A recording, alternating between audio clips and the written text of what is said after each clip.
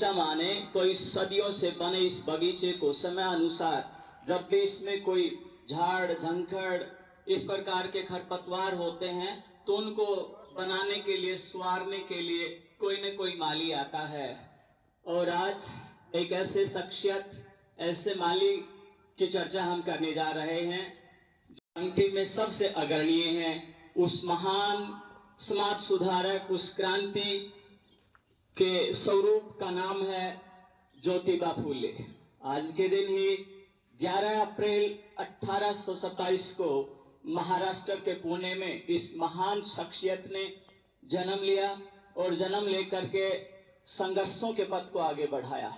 जैसे कि जो महापुरुष होते हैं, क्रांति पुरुष होते हैं, उनको बचपन से ही अलग अलग प्रकार के संकटों से जूझना पड़ता है। 9 वर्ष की आयु में अपनी माता का देहावसान हो गया। 7 वर्ष में जैसे तैसे स्कूल में गए, लेकिन स्कूल में जाकर के असमानता की जो खाई है उससे उनका 2-2 हाथ होना पड़ा। जैसे तैसे करके विमाता के द्वारा उनका पालन पोषण हुआ। आगे बढ़ते हैं और समाज की जो विपरीत परिस्थितियां थी, आप मान सकते हैं आज से 196 वर्ष पहले का भारत का समाज भिन्न भिन्न प्रकार की कुरीतियों, जिसमें बाल विवाह जैसी अनेक प्रकार की कुप्रथाएं तो थी, लेकिन छुआछूत का जो दंश था भारत के इस माथे पर एक कलंक के समान था। उस समय केवल महाराष्ट्र की बात नहीं, पूरे भारत में छुआछूत था, वो आसमान को छू रहा था। व्यक्ति व्यक्ति के समाज के बीच में जो शोषण की खाई थी वह जो ज्योतिबा फूले बढ़ रहे थे उनके मन में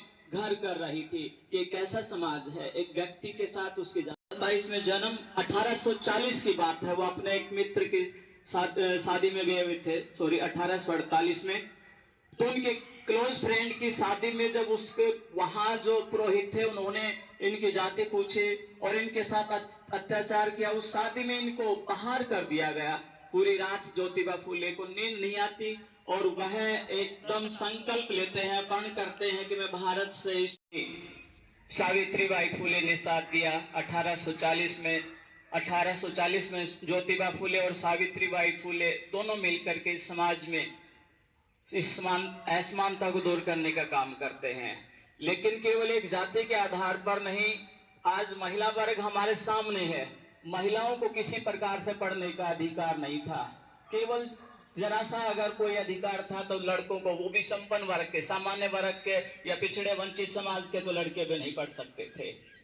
ऐसे में जब पढ़ाई की बात करना, शिक्षा की बात करना, कलम की बात करना, ये बहुत दूर की कौड़ी थी। समाज धर्म के नाम पर अलग अलग बटा हुआ था। ऐसे में दोनों ने मिलकर के पहला स्कूल है 1848 में खोला जाता है और वो लड़कियों का स्कूल खोला जाता है।